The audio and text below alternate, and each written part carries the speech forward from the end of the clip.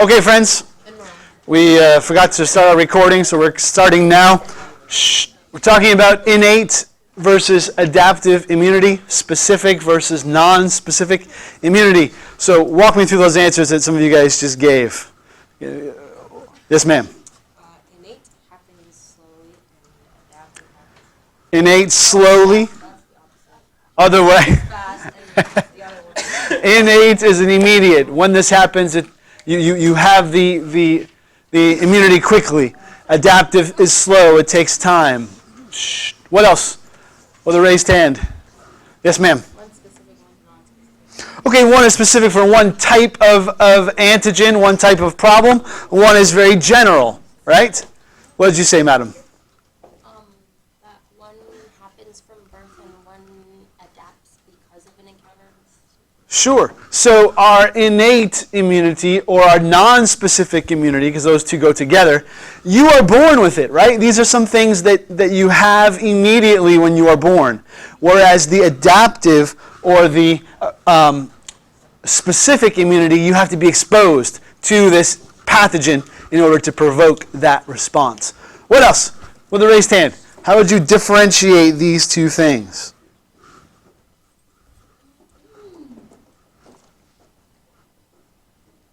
Anything else you want to add to that? Feeling pretty comfortable, like for an essay question, say maybe tomorrow for a test? Maybe potentially, theoretically. Okay. Now, I wanted to go a little bit deeper into these guys. Again, this is not going to be on your test. You're not going to have to list all these different types of acquired versus adaptive. But I do want you to spend a little bit of time looking through. So again, in your groups, in your pairs, I want you to give some examples of these types of immunity. Are you with me? This adaptive versus innate.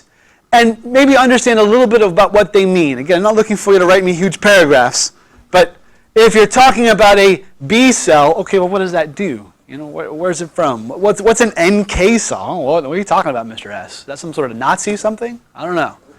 Okay? So briefly, in your groups, these two pieces, specific and non-specific immunity.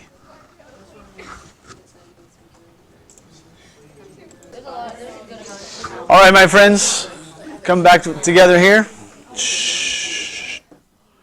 Okay, so what we're talking about specific versus non-specific. And really, these are the second and third lines of defense for your body. There's one first line of defense we've not mentioned at all. Anyone know what that would be? The skin. Why is the skin a line of defense? It's like hard. I've got fairly soft skin. It's not like really soft, but you know. Okay, good. It's impermeable. It won't let things in, right? Shh. So that's our first line of defense of these mechanical barriers, right? Keeping the stuff out. But if it gets in, what do we do next then? That's where you get these two. The non-specific is our second line of defense. And there's a couple of things that are involved with that. Can you give me something that's involved with these? Give me a raised hand so I can. So you, yes, ma'am. Inflammation? Okay, inflammation. That's definitely a non-specific, right? Remember, we talked about the signs of inflation: redness, swelling, pain, right? This is your body's response. Hey, something bad's going on here. Boom, I'm going to send conditions to that area that are not good for that virus or that bacteria, whatever it is. But it's non-specific. It's not, oh, this bacteria causes this inflammation. There's something foreign. Let's hit it. What you got next? Chemical barriers. Okay. Sure. So things like your stomach acid, right? You put in lots of bacteria into your stomach, right? And the acid in your stomach is a chemical barrier to keep that from just spreading through your whole body, right? It kills a lot of that kind of stuff. Okay, good. What else? Fever. Sure, that's a part of inflammation, yeah? Or they have that separately? Separately, good, yeah. I like that. And again, I'm not asking you to know these for your test tomorrow. I want to walk through them, just talk through them with you today. Okay, so you can see them. What else? I thought you all would jump on this one. This is like everyone's favorite cell always. The natural killer cells. NK cells, right? Doesn't it just sounds ghetto, right? Like we're hardcore. You're not a regular cell, Nick. You're a natural killer. Right? That's it. Yeah. Okay? Natural killer. What do the NK cells do, friends? Shh. What do these NK cells do? They naturally kill. So fantastic. If you learn nothing else from my class, I hope you will never define a word with the word. Okay? It always makes me laugh in all my classes. That was good. And Eric was just teasing. He wasn't meaning to say that. But what do? They destroy the infected cells. They destroy cells, right? Which is what he said, right? They're natural killers. They, in particular, these cancer cells, right? They secrete cytokine. Right. Cytokine means it kills cells. Yeah. Right. These perforins. Good. How about phagocytosis? Sure. What does it mean to phagocytize something? Oh, you eat it. Yeah, you've absorbed it into you, right? That's what you did at lunch today, I hope. You phagocytized some food. Right? Good. But again, are you comfortable that these things are not specific, right? They're not directed at one type of invader. They just see, hey, something's out there. Let's get it. Specific immunity, on the other hand, is much more complex. If you were to look, maybe you've never seen this before. At the end of the chapter, I'd be amazed if you haven't. At the end of the chapter, of every chapter as a matter of fact, they have an outline. Did y'all know this? That's there. Very solid, some good information that's there.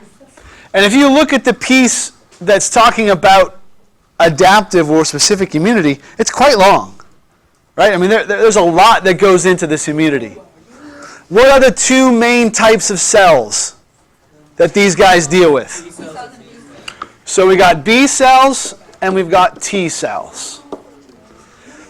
Very simple distinction between these guys. Does anyone know? What does the T ones be? Man, you guys are right on point today. It's fantastic. But in essence, you're correct, though. What does T and B stand for?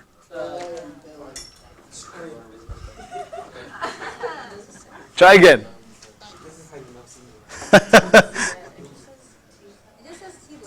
No, I'm with you. Where are they formed? How about that? It's good. That is a T, but that's not the one we're looking for.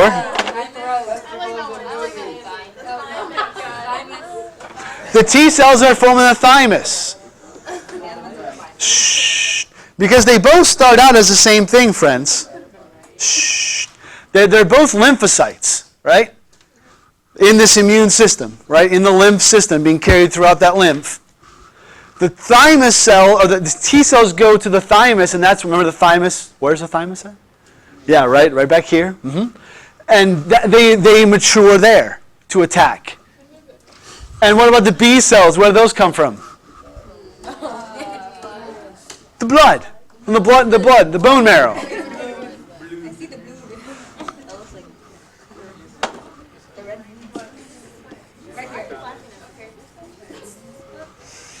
Okay.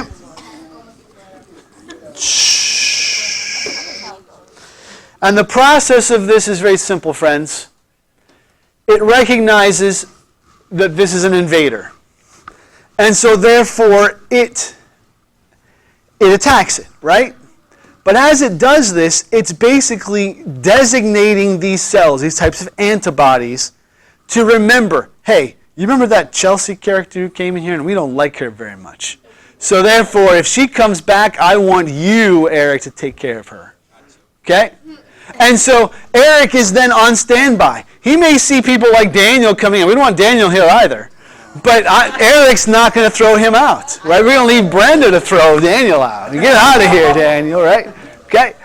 Eric's job is to focus on making sure no one like Chelsea gets in. Does that make sense? It's specific. It's meant for one specific pathogen.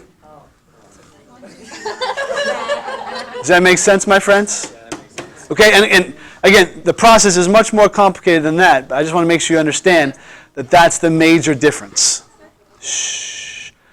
And yes, all the other pieces you talked about specific being slow, because it takes a while for me to train Eric. Hey, no, this is what Chelsea looks like. Here's the particular protein that virus or bacteria has that Eric's gotta watch out for, right?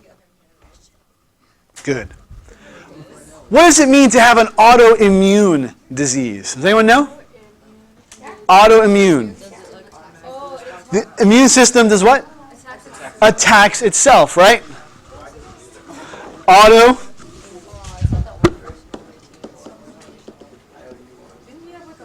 Autoimmune, right? Like an autobiography means I write a biography about myself. Autoimmune means the body is attacking itself. Why? Why does it do this? Well, okay. It's basically, it's a mess up. Right. Because at the beginning, when you are first born, friends, your body kind of characterizes, it categorizes. Okay, I've got all these cells that are present. And therefore I know that if ever these things like Chelsea or Daniel come around, I know they're invaders, right? Autoimmune diseases happen when the body gets that categories wrong. And it thinks that these body tissues that I'm actually, that are my own, are from the outside. And it starts attacking them, just like they were invaders. And there's a whole host of diseases that are caused by autoimmune processes, by the body attacking itself. Not very fun. Not very fun at all. It doesn't have to be immediate. It can be something you develop over the course of the years as well.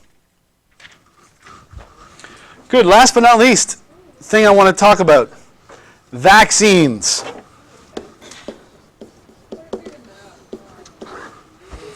Here's my question to you, friends, because the question I want you to research, I want you to answer. Vaccines, were they helpful or were they harmful? Right? And so here's my question to you. Well, let's just do a quick survey just through your, because I'm not sure this was a very good question to ask you, but those who think vaccines are helpful, raise your hands. Good? Those who think vaccines were harmful, raise your hands. Okay, sure, I mean, and there are thoughts that do go both directions. Boom! So let's talk about what you just said, Eric. I could have paid you for this. Perfect. Okay, say that reasoning again. Okay, every time I get the vaccine, I get shot. He gets shot. He gets sick. Okay, listen. So now listen. This is a reasoning that is used consistently, friends. In Latin, it's called post hoc. Listen. It's called post hoc reasoning. It's a very, very common way of using logic. That's not very solid. Here's what it says. Because I did this, and then this happened afterwards, this was caused by that. You with me? Because I did A, and then B happened, B was caused by A. Are you with me? That's called post hoc reasoning. Does that mean that's always the case? No. Can it be the case? Sure, it can be. But you have not proven, just because this followed that, it came afterwards on the time scale, doesn't mean that A, the first thing, caused the second thing. Are you with me? But that's a very common reason why folks don't believe in vaccines. Because every time I take a vaccine, I take the flu shot, I don't get it for 5 years, and the 1 year I get it, I get sick. Right? Sure, or I didn't, or the other way, I didn't do this, and I didn't get sick, so therefore that shot doesn't work. Right? Yes, ma'am. What about, like, a lot of times, like, when I get shots right after that, I'm sick for like 2 days. Okay, so there can be a response, because remember, what a vaccine is they're giving your body, it's like the body, I'm just picking on Chelsea today, I apologize. The body is like taking Chelsea, and the shot is, and saying, hey, come in, Chelsea, I'm going to let you come into the body. And very rare are they active, like live viruses, like Chelsea is live and vigorant, right? It'd be like I cut off some of her hair and I brought it in. Or I took a picture of her face and brought it into the body. You with me? It's saying, hey, Eric, this is what you're looking for. And so the body responds like it's getting sick, right? Sometimes, not all the time, but sometimes. So you may feel some of these flu-like symptoms for a day or two after a vaccine, sure. And that's just your body preparing these B cells and T cells for if that bacteria or virus ever comes in. Does that make sense? But it doesn't mean that that virus gave you that disease. Okay? Yes, ma'am? Well, we won't answer that, but Okay. so if you don't get sick and it helps you, and that's still injecting little bits of Sure, but it's usually not, most of the viruses they give nowadays are not like something that could actively cause you to get the disease. You with me? okay, and then what is that supposed to do?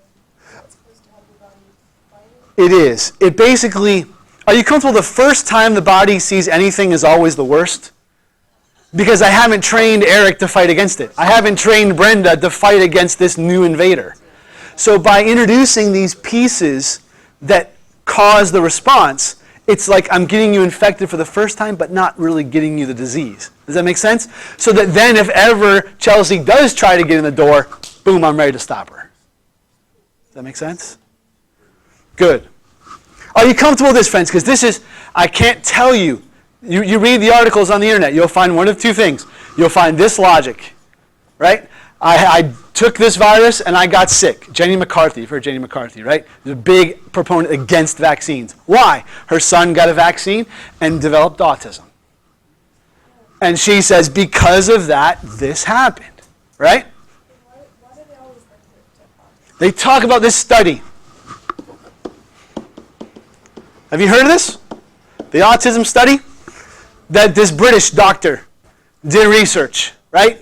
And showed that people who had these vaccines were more likely to develop autism. Has anybody heard of this before? Yeah, it was 2011 this study came out, right?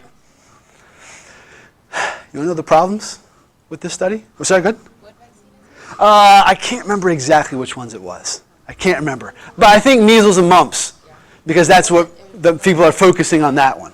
Okay? And by the way, I put up, the article is up on Schoology. This is a New York Times article from just in February about this study. You know, when the big measles and mumps things happened in California, right? So here's this study. You ready? Take a guess how many people this doctor studied. More than 2. Way less than 500. Way less than 100. 50. Way less than 50. Less than 25. 15. 10? 3. 12. 12 people, right? 12 people. The study was full of holes. It was full of problems. It was published in the British journal Lancet, which is like the American Medical Association journal for Britain, and they retracted it once they got more details about the study that was done. The guy who published the study lost his license as a doctor. They took it away because it was basically he was giving fraudulent information. And yet this is still the most consistently cited study. If you read people saying, don't get vaccines because it gives you autism. It doesn't. They keep coming out with research that shows over and over and over again. There's been plenty of studies that continue to show it does not cause that. There is a lot of research going into answering that question. I don't know if I can answer it. But they have consistently shown that that vaccines have not shown any correlation between these two things. Okay?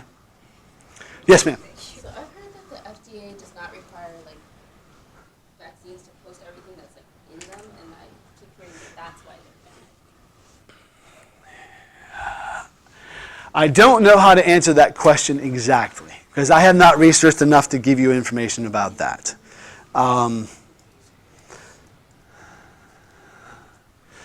I come from my perspective, and many people don't have the same bias that I have, that the job of these folks is to help protect you. And so that they would not allow something in these that is a known significant problem factor. As a lot of people don't have that bias. So I can't answer that because I don't know for sure. But again, you have seen these researching that has been done that is not showing that these are causing significant problems. And are they significant? I mean, we have diseases that have been totally wiped out. If people just were to keep getting vaccinated, things like polio and measles and mumps, they're gone. They would not infect people. These are bad diseases, you know? So, yes, I've seen posts like that as well. Oh, it's got this mercury something in it. How would you want to put that into your body? I hear you. We're talking about very, very small amounts, though. Very small amounts. Sir? When they, like, okay, let's say they're doing research on a new vaccine for something else, Yeah. a new disease.